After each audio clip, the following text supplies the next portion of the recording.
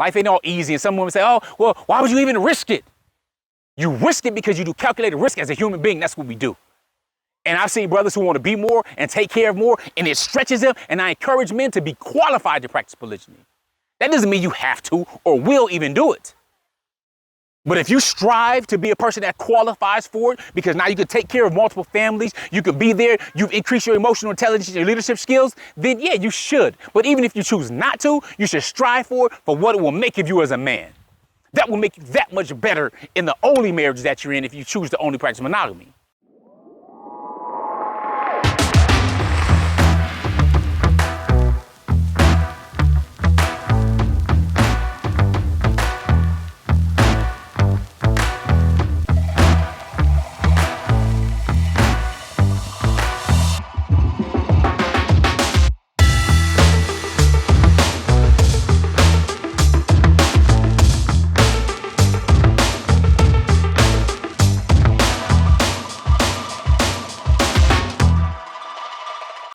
Assalamu alaikum, peace. I'm Coach Nazir.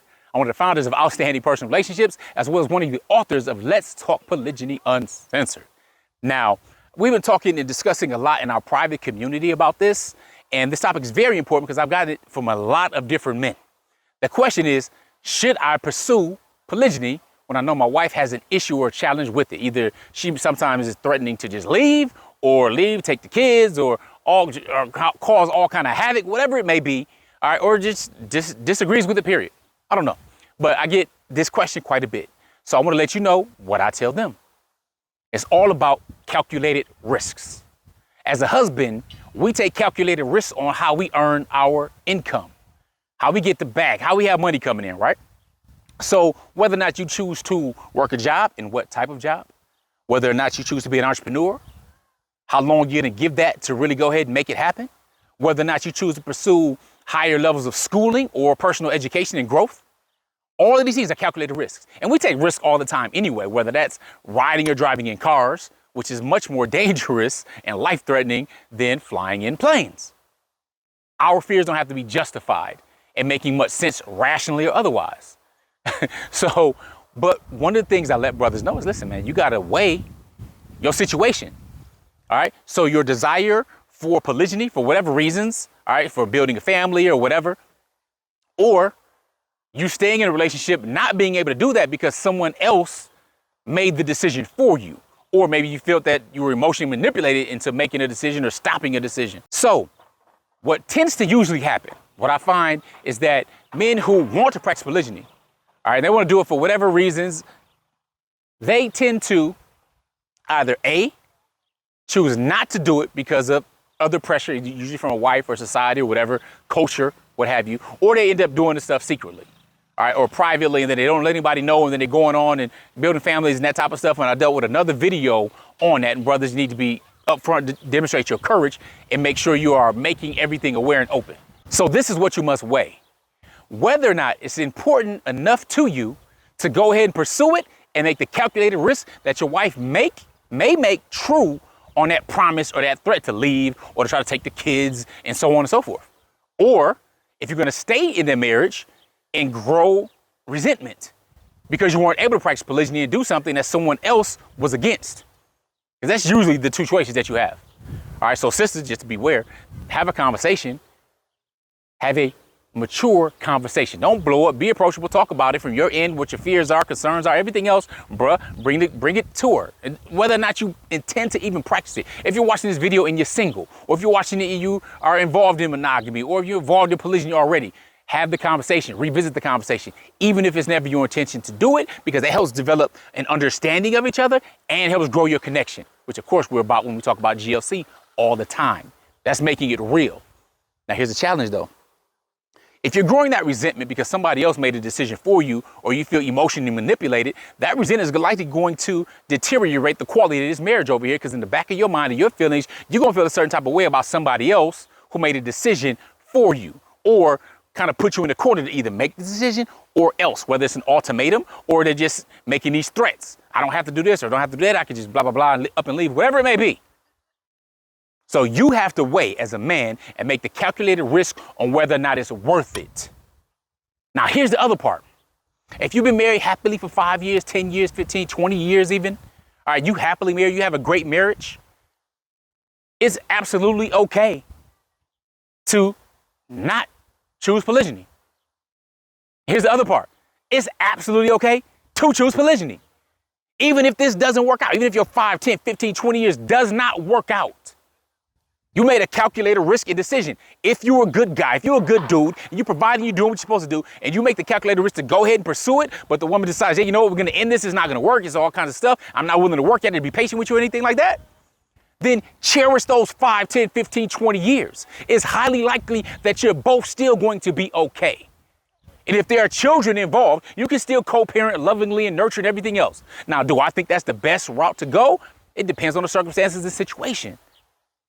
But should you decide to be patient and learn and practice polygyny, and you are a good guy, you're protected, providing that security and everything else, you have your financial acumen where it needs to be, you're working on your leadership skills, your emotional intelligence, and then you decide to practice it, it can be that much more worth it.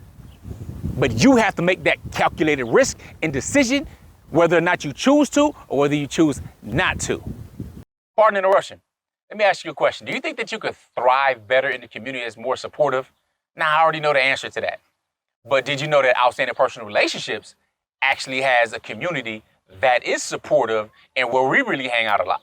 It has a number of areas and things like, for example, I deal with the men in the Kings and Men section where we discuss a number of different men issues, whether it's polygyny related, parenting related, whatever it may be.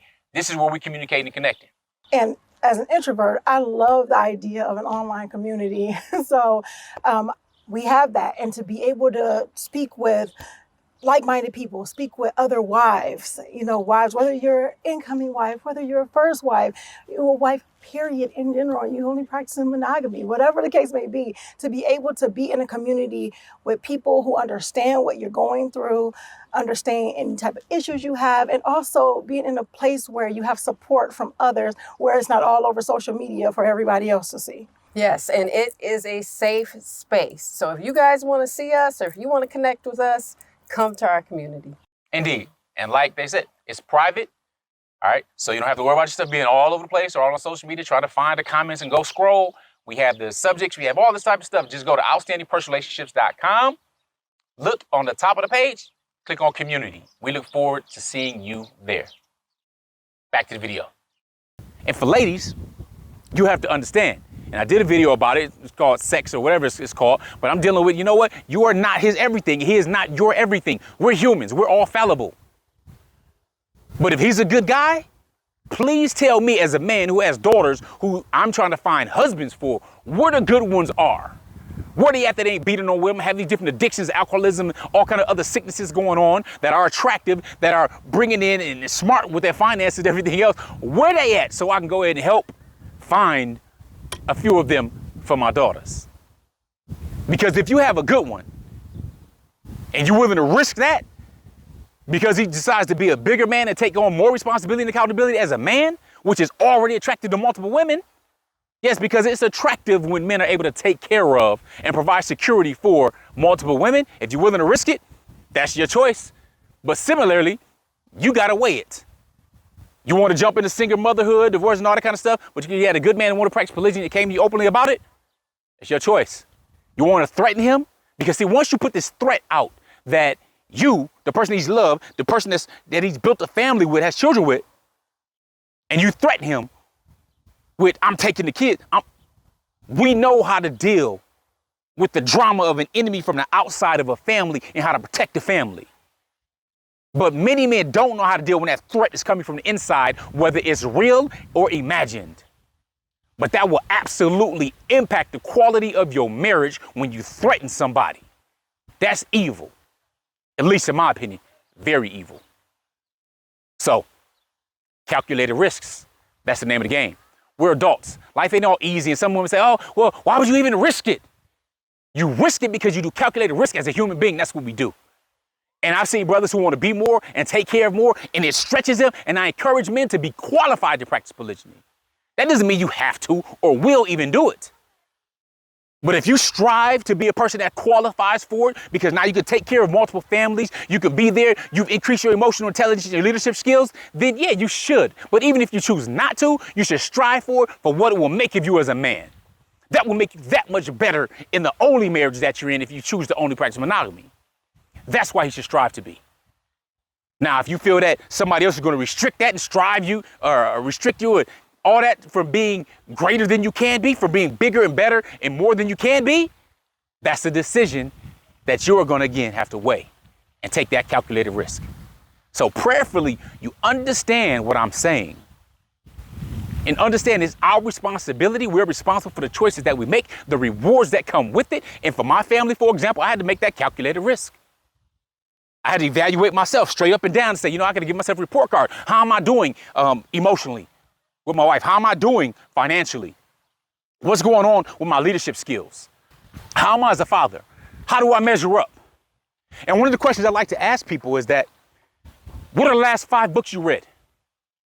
Not some novels, not some romance stuff, not some street stuff. What are the last 5 books that you've read? Or you could even include listen to.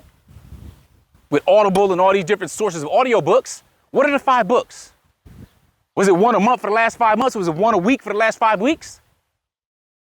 Because either you are investing in your personal growth, you are investing in expanding yourself and your skills, or you're choosing not to. Either way, it's a choice. And there are risks and rewards to both of them. So if you can't name the last 5 books and lessons from each book and tell me the next 5 books that you have on your agenda for the next 5 weeks or 5 months, please don't let it be next 5 years. Because that's where the masses live. And the masses live quiet lives of desperation. They live in silent mediocrity. They wish and they want all day, but not willing to take no actions. See, most people live lives of quiet desperation. They're absolutely okay with waddling in mediocrity. Polygyny is not for them. When we talk about you need to be more than average, you absolutely need to be. Average is nothing but the bottom of the top or the top of the bottom. Who strives to be average? Nobody. That's why we want to have outstanding personal relationships. Polygyny ain't for the faint of heart. It's not for the person who can't make a decision. It's not for the person that doesn't have courage and can't demonstrate his leadership. So if you don't know those past 5 books, your next 5 books, then maybe you need to revisit that first before you visit polygyny again. Prayerfully get what I'm saying. You can make intelligent, calculated risks because the rewards are massive. But if you're not prepared for it, then the consequences can be equally massive in the wrong direction. So with that being said, I'm Coach Nazir. Coach help people get their shift together. What I want you to do is put in the comments. Let me know that you saw the entire video. Let me know that you're supporting it by watching the whole video and what we're doing and stuff like that. Either join our community. Of course, the link is in the description. Our private community where we go hard. We discuss stuff that we don't discuss on social media because these are people that are serious, not just curious. Our private community is anti-troll, so you ain't gonna find trolls there like we find all the time in our comments. Nevertheless, what I want you to put below is, I am not striving for average. I am not striving for average. Let me know you checked it out. Let me know your thoughts. You got some questions, comments, concerns, blowback, feedback, whatever it may be. Let me know. I appreciate you sticking in here. With that being said, Assalamu alaikum. Peace. Here are 3 ways outstanding personal relationships can help you. Make sure you guys are following us on our social medias at Outstanding Personal Relationships on YouTube and Facebook, and on IG at Outstanding Relationships. And make sure you sign up for our email list, and you can actually email us at support@Outstanding Personal Relationships, where you will get updates on our new book, Let's Talk Polygyny Uncensored, as well as exclusive access to our lives and bonuses. Absolutely. If you're looking for more polygyny education, make sure you visit polygamymasterclass.com. Now, if you're looking for coaching or counseling with either Coach Fatimah or Coach Nyla, you can find them at. Make sure you visit me at CoachFatimah.com. And myself at CoachNyla.com.